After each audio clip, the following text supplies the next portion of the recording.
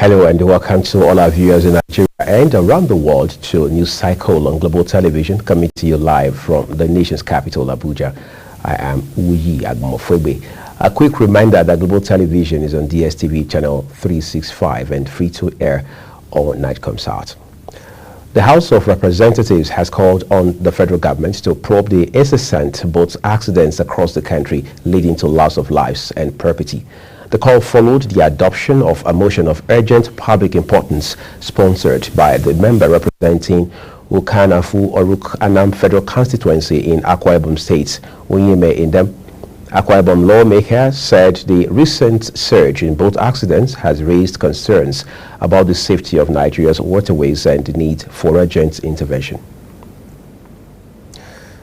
In a different development, consultations on the federal government's National Digital Economy and E-Government Bill have continued nationwide, with the latest in Imo State.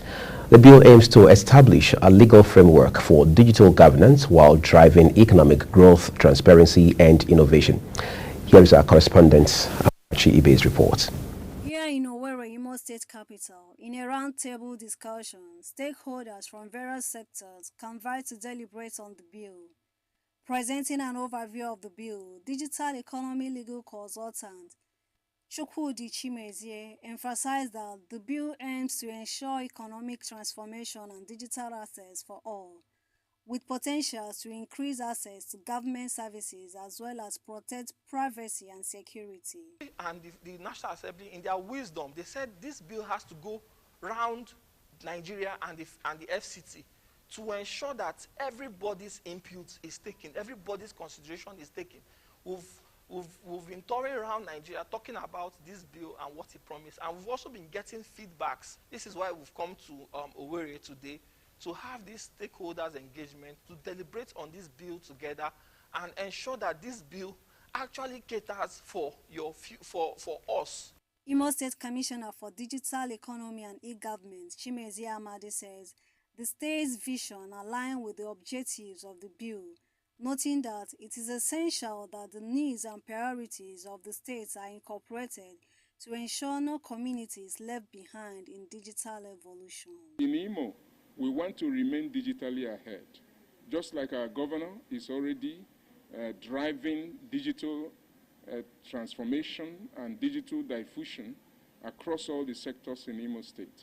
This bill will support the efforts of the governor because the federal government will now see the reasons to support what His Excellency is doing by investing more in trying to close the infrastructural gap, in trying to protect the cyberspace so that people will have more confidence to embrace digital technology across all the sectors of the economy. Stakeholders at the event who deliberated on the bill made suggestions and recommendations on enhancing the bill. Gathering to consider the National Digital Economy and E-Governance Bill, then to go through it and also make contributions. First, a lot of things will be made easy to access, documents will easily be transferred, land matters will be easily traced, checkmate a lot of things, and also bring development, make governance easier, and make traceability of information a lot easier too. Because of the involvement of the Fourth Industrial Revolution, which Imo State have keyed in through our amiable governor, distinguished Senator Opuzodinma. We are 100% in support of this bill that have been introduced to us today. We will give every legislative support to make sure that this bill passes in Imo State. Stakeholders in Imo State remain optimistic that their contributions will shape a comprehensive and impactful policy. From Owerri, Amarachi Ibe, reporting for Global TV News. Thank you so very much, Amarachi, for your reporting there. Now let's talk security matters. The Federal Capital Territory Police Command says it has impounded 296 vehicles for violation of the directive on tinted glasses, driving with only one number plate, and the use of concealed or defaced number plates. FCT Police Commissioner Disu Olatunji stated this while addressing journalists in Abuja. Our defense correspondent Kikalabo Okere was there for Global Television. Commissioner of Police, Olatunji Disu, says the command is focused on intensifying efforts to combat crime, particularly vandalism, in the nation's capital, noting that the operations have foiled 5 one-chance robbery, rescuing 3 victims who were abducted by the criminal elements. Another arrest of suspect for criminal conspiracy and robbery, one chance. On November 25, 2024, at about 10 p.m., police operatives arrested 2 suspects, Udoka Obiyo and Moses Anogua, in Ugwa village for involving in robbery conspiracy, popularly known as one chance. Investigation revealed their active participation in targeting residents and commuters. Efforts are underway to arrest other associates that escaped. The police command also stated that it arrested one Emmanuel Linus for impersonating the Nigerian Army. The suspect was apprehended on November 30, 2024 in full Nigerian Army camouflage. However, the suspect confessed to the crime which he was accused of. During initial interrogation, Linus pretended to be a military officer. He had an ID card and the date of birth, everything muddled up, raising suspicion. Investigation gathered while he was in custody revealed that Linus was allegedly a member of criminal syndicates specialized in defrauding unsuspecting victims. The group reportedly purchased goods and services using fake bank alerts to deceive sellers. I just thought of it, not nobody. How much did you extort? Not really, it was about 50,000, but it was a funded one. 50,000? Yes, it was funded. You just started? Yes. You have been doing it before? No. Some of the arrested one-chance suspects also attested to the crime committed. That is it. Maybe in the process, you give the person your bag to help you hold. To give you your bag to help you hold. By the time you give you the bag, you check whatever thing is inside. If you don't have anything, you drop it and let it. I brought chemical, I put paper inside, and I wash it, it turned to money. Are you meeting and printing? No, sir. No, sir. How did you get that idea? It's for 419 issue. Okay, you are 419? Yes, sir. Okay, you have been doing it? Yes, sir. For how many years? It's about 3 years now. You have been doing it. How much have you been able to... I've never realized better more. I've never realized better more. Like how much? Like how much? Just the highest money now is 500,000. The Commissioner of Police, however, urged all residents in the Federal Capital Territory to remain vigilant, especially when boarding commercial vehicles, while reiterating the command's commitment to lives and properties in the Federal Capital Territory. Kike Lomo Ukeri, Global Television News. Minister of State for Works Mohammed Bello Goroyo has issued warning to contractors handling Federal Emergency Roads Maintenance Agency FEMA projects.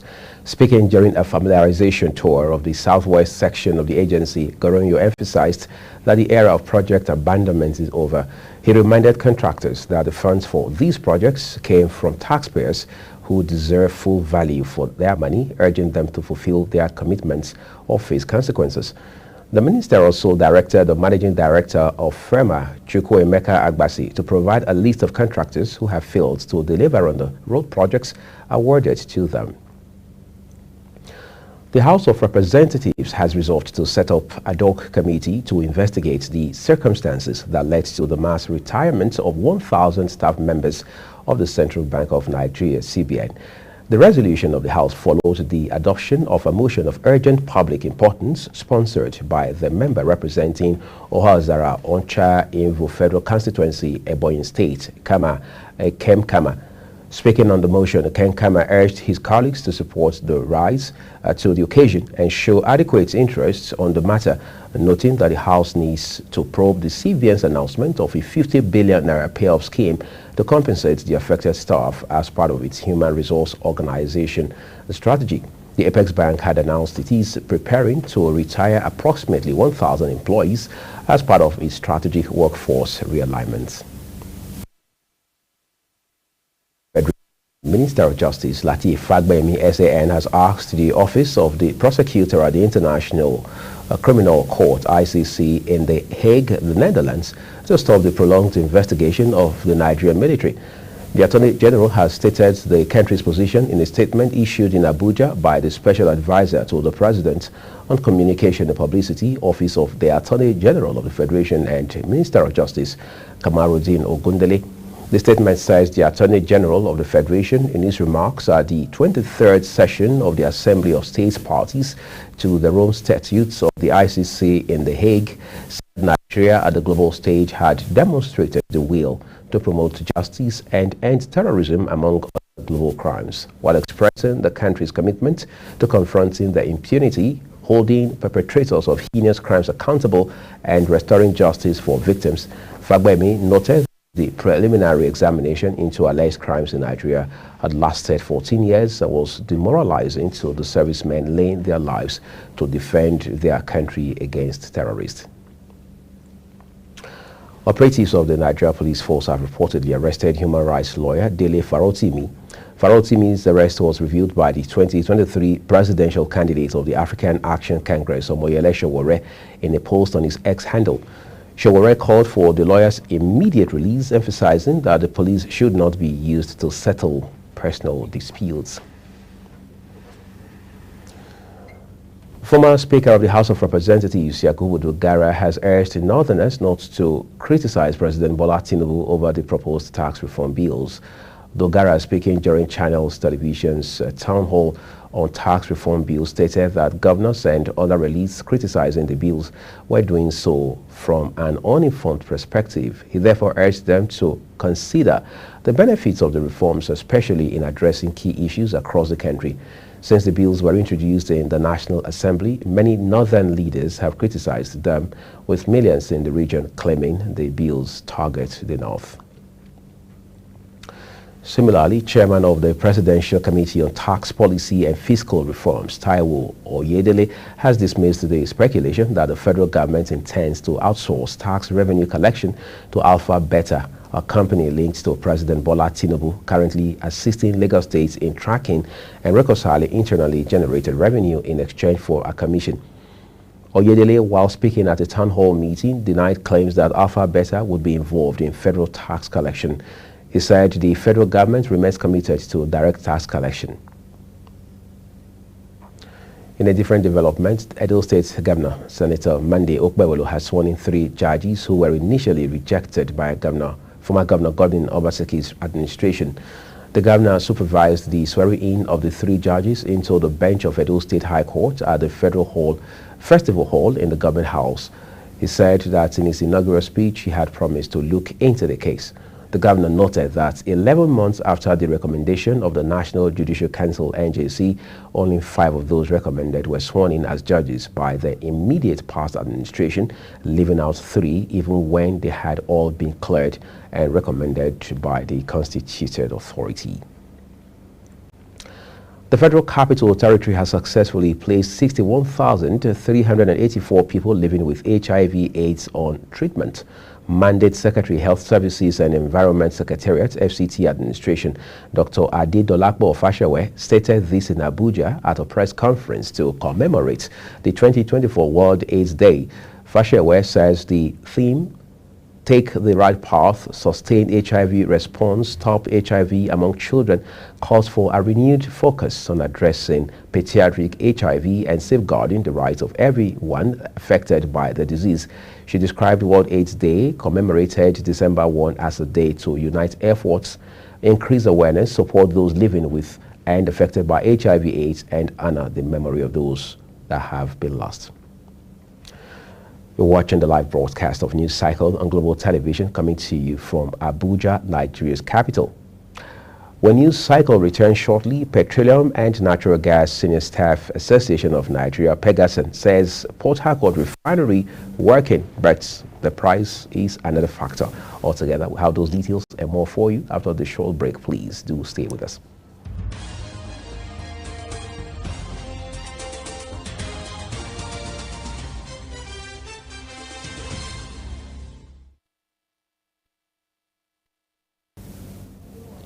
We appreciate you staying with us. You're watching the live broadcast of News Cycle on Global Television with Uyi Agbomo-Fuegbe. Now time to turn to business for you. The National Association of Telecom Subscribers is reportedly to write the National Assembly over the federal government's renewed push to impose a 5% excise duty on telecommunications services. Reports say the group is set to meet on Wednesday to finalize arrangements for the petition, which specifically seems to halt legislative approval for the controversial tax while the matter remains unresolved in court. The legislative battle against the excise duty is ongoing at the Lagos Division of the Federal High Court, where the case has been adjourned until March 13, 2025. The governor of Lagos State, Babajide Sanwo-Olu, has signed the Lagos Electricity Bill 2024 into law.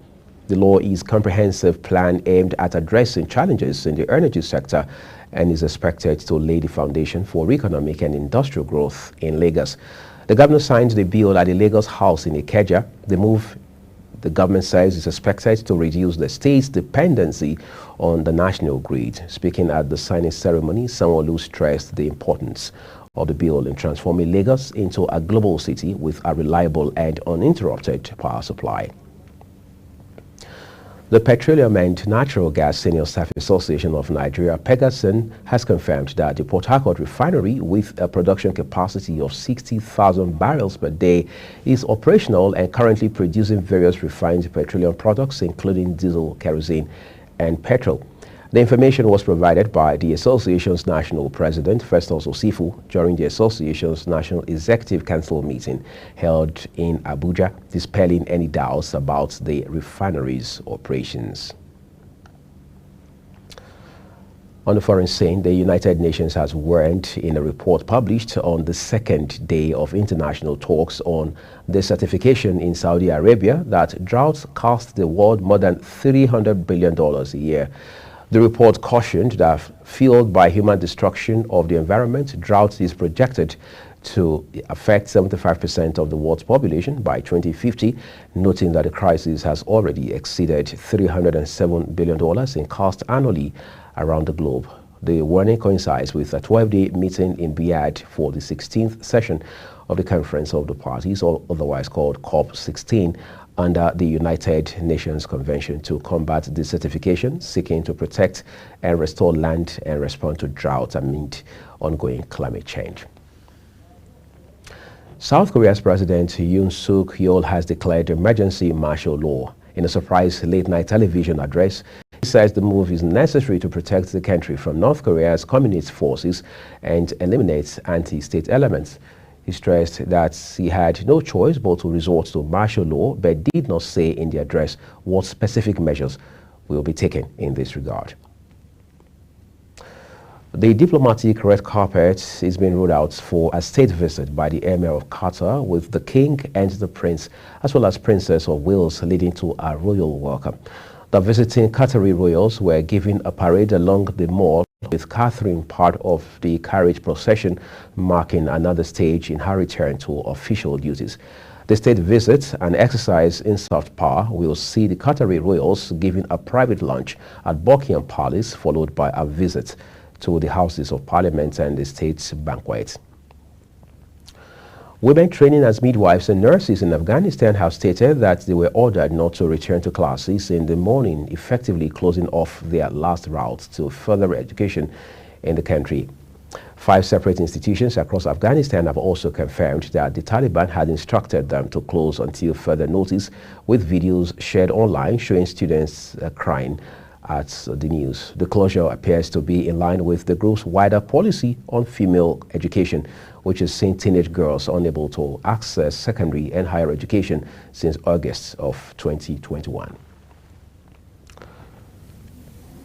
Quite a sad tale there. This is 2024. Women should be given as much access to education and everything else, socially speaking, as do their male counterparts. And now let's turn to some excitement from the world of sport for you. The chairman of the National Sports Commission, NSC, Shehu Diko, has called on private sector organizations to synergize with the commission as it works towards the reintroduction of school sports into the country's educational system. Speaking when he received Prince Ezelehai Eware of Benin Kingdom in his office, Diko said that the move is aimed at achieving grassroots sports development in the country. He emphasized the importance of more high net worth people getting involved in the development of sports in the country, especially at the grassroots level. The Commission's chair curbing the menace of youth restiveness and similar advices, particularly at this critical period. And now let's take it beyond Nigeria. Crystal Palace captain Mark Gehi has attracted attention during the Premier League's Rainbow Laces campaign after inscribing "I Love Jesus" on his rainbow-colored captain's armband during the 1-1 draw against Newcastle United on Saturday. According to reports, the Football Association initially considered the disciplinary action for violating Law 4, which prohibits political, religious, or personal slogans on kit items. However, the Football Association ultimately reportedly chose not to pursue formal charges, instead issuing a reminder that religious messages are banned under kit and advertising regulations. Quite a drastic move to make there, especially for someone who should know more about the rules of engagement. But that's a full cycle on the news here on Global Television, and it came to you from the nation's capital, Abuja. Just a quick reminder to all of our viewers that Global Television is on DSTV channel 365 Star Times 276 and free to air on Nightcom's Hearts. Kindly engage with us across all of our social media platforms using all the social media handles now showing on your screen, particularly at Global TV NG. I am Uyi Agumofwegwe saying a big thank you to you for watching. I will see you again.